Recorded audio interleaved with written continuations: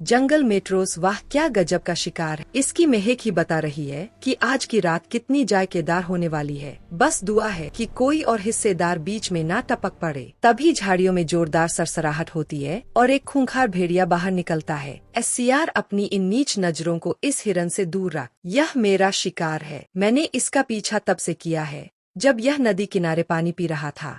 तू तो बस दूसरों के बचे खुचे मांस पर पलने वाला गीदड़ है। दूर हट यहाँ से। अरे अरे भेड़िया भाई, आप तो ऐसे ही आग बबूला हो रहे हैं। आपकी ताकत का लोहा तो पूरा जंगल मानता है, इसमें कोई शक नहीं। लेकिन जरा सोचिए, क्या आप अकेले इस भारी भरकम हिरन को सूरज निकलने से पहले खत्म कर पाएंगे? सुबह होते ही गिद्धों और लकड़बग्घों की फौज यहाँ पहुँच जाएगी। क्यों न हम एक समझदारी भरा सौदा कर ले? कैसा सौदा? अब तू मुझे सिखाएगा कि शिकार का बंटवारा कैसे होता है? बिल्कुल नहीं, मैं तो बस आपका काम आसान करना चाहता हूँ। हम इसे आधा आधा बांट लेते हैं। आप शान से अपना हिस्सा खाएं और मैं बचा कुचा समेट लूंगा। आखिर पड़ोसी ही पड़ोसी के काम आता है। यही तो जंगल का धर्म है। तेरी बातों में तर्क तो है। ठीक है, आधा मेरा और आधा तेरा। चल इसे घनी झाड़ियों के पीछे खींचते हैं। जैसे ही भेड़िया बेफिक्र होकर शिकार को खींचने के लिए झुकता है, सियार अचानक अपना सिर आसमान की तरफ उठाकर पूरी ताकत से चिल्लाने लगता है, महाराज जल्दी आइए, देखिए यहाँ क्या अनर्थ हो रहा है। यह क्या पागलपन है? चुप हो जा नीच। अगर शेर ने सुन लिया तो हम दोनों की खाल खींच जाएगी। वही तो मैं चाहता हूँ। अब देख तेरा अंत कैसे होता है। भारी कदमों की आहट के साथ शेर का प्रवेश पूरे वातावरण में सन्नाटा पसर जाता है।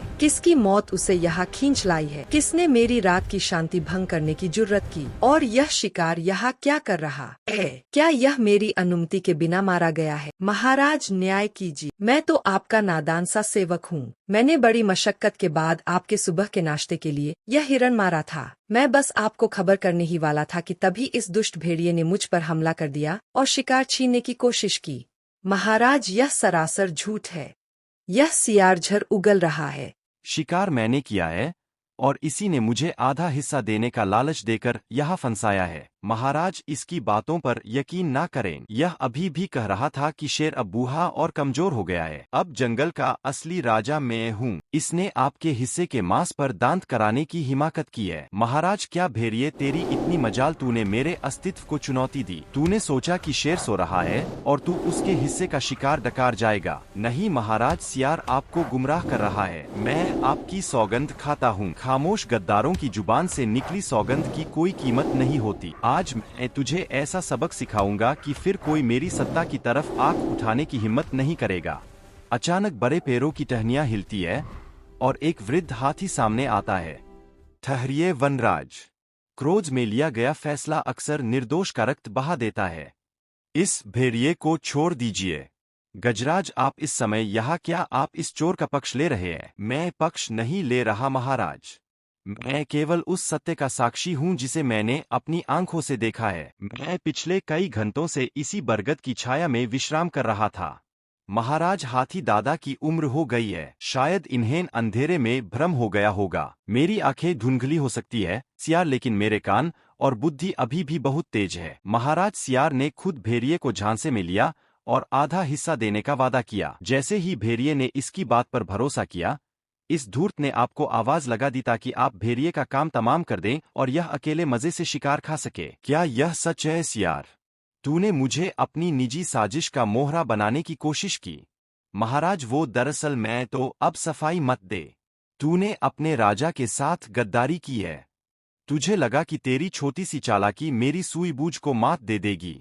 शेर एक जोरदार झपट्टा मारता है और सियार को उठाकर दूर कंटीली झाड़ियों में फेंक देता है। जा भेड़िए, आज गजराज की वजह से तेरी जान बच गई। लेकिन यह याद रखना, आइंदा किसी सियार की मीठी बातों में मत आना। अब यहाँ से दफा हो जा। भेड़िया दुम दबाकर तेजी से गायब हो जाता है। महाराज, शक्ति शासन करने के लिए होती है, लेकिन उस शासन की नींव न्याय होनी चाहिए। चालाक लोग हमेशा ताकतवर के कान भरकर अपना स्वार्थ सिद्ध करने की कोशिश करेंगे।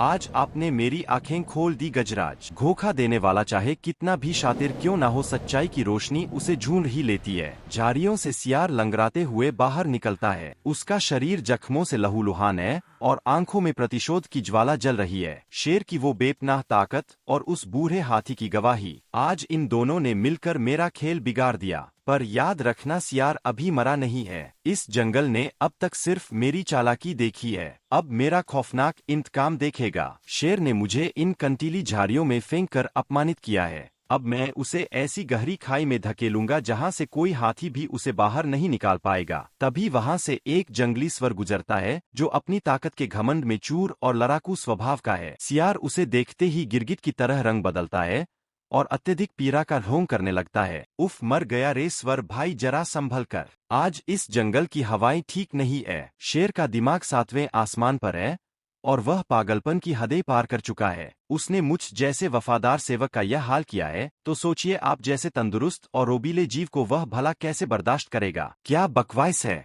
शेर की इतनी जुर्रत कि वह मुझ पर हाथ डाले। मेरे यह पहने और नुकीले दांत उसकी खाल उधेरने के लिए काफी है। वह मुझसे टकराने की हिम्मत नहीं करेगा। अरे भाई, यही तो असली बात है। शेर को आपकी इसी बेखौफ ताकत से डर लगता है। आज मैंने खुद अपनी आंखों से देखा और कानों से सुना। वह हाथी के साथ मिलकर एक ऐसी खौफनाक साजिश बुन रहा है जिससे जंगल के हर ताकतवर जानवर को बेरियों में जकड़ा जा सके। उसने तो खासतौर पर आपका नाम लेकर कहा था कि सबसे पहले उस घमंडी स्वर का शिकार करना होगा।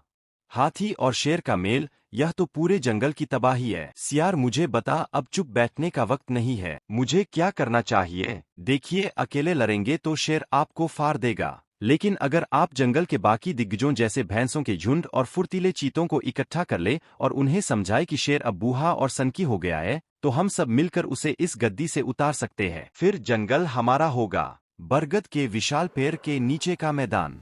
सियार ने धीरे धीरे कई जानवरों के कान भर दिए हैं। शेर अपनी गुफा में बेखबर सो रहा है और हाथी नदी के किनारे शांत खड़ा है। मेरे बहादुर साथियों, आखिर कब तक हम इस बूढ़े शेर की तानाशाही सहेंगे? वह जब चाहे जिसे चाहे अपराधी करार दे देता है।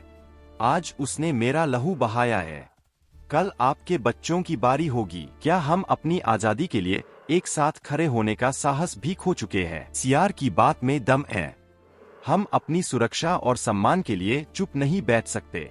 चलो भाइयों, आज शेर को उसकी गुफा में ही घेर कर उसे उसकी औकात याद दिला देते हैं। जैसे ही उत्तेजित जानवरों का झुंड शेर की गुफा की ओर बढ़ता है, हाथी गजराज एक ऊंची दीवार की तरह रास्ता रोक कर खड़ा हो जाता है। रुक जाओ बावले जीवो, आखिर तुम किसके पीछे चल रहे हो?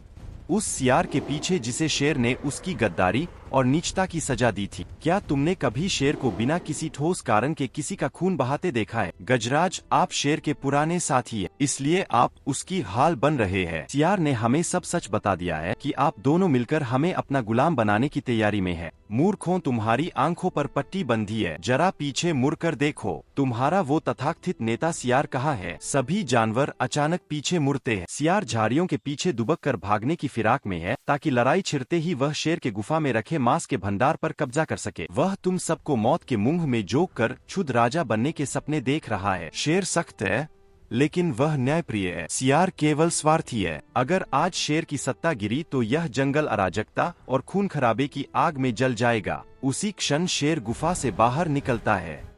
उसकी एक भीषण दहाड़ से पूरा जंगल थर्रा उठता है। जानवरों का जोश ठंडा पड़ जाता है और वे डर के मारे कदम पीछे खींच लेते हैं। तो आज यहाँ मेरे ही खिलाफ बगावत की तैयारी हो रही थी। कौन है वह सुरमा जो मेरी गुफा के मुहाने पर युद्ध का ऐलान करने आया है? पूरे मैदान में सन्नाटा छा जाता है। सवार अपनी गलती समझकर शर्मिंदगी से सिर झुका लेता है। शेर बिजली की फुर्ती से झपटता है और भागते हुए सियार को उसकी पूंछ से दबोच लेता है। सियार, तेरी फितरत जहरीली थी और हमेशा रहेगी। पिछली बार मैंने तुझे केवल एक सबक सिखाया था, लेकिन इस बार तूने पूरे जंगल की बुनियाद हिलाने की कोशिश की है। सुन, आज से तुझे इस जंगल की सीमाओं से बाहर किया जाता है। यह तेरी काला पानी की सजा है। अगर दोबारा इस इलाके में तेरा साया भी दिखा तो तेरा नामोनिशान मिटा दिया जाएगा। महाराज, रेहम कीजिए, तो बस बहक गया था। दफा हो जा यहाँ से, गद्दार। अगर कहानी आपको अच्छी लगी हो तो वीडियो को लाइक करके प्यारा सा कमेंट करें और चैनल को सब्सक्राइब